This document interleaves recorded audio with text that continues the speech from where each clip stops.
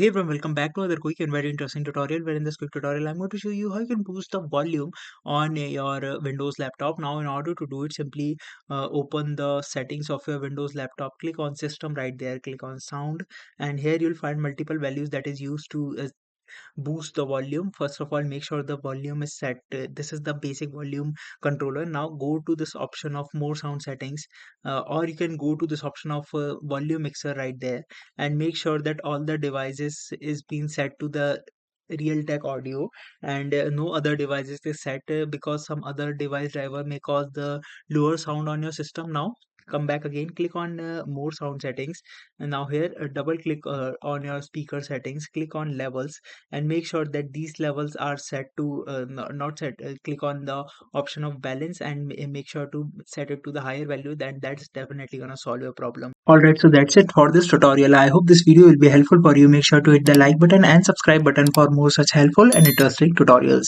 See you in the next one. Take care.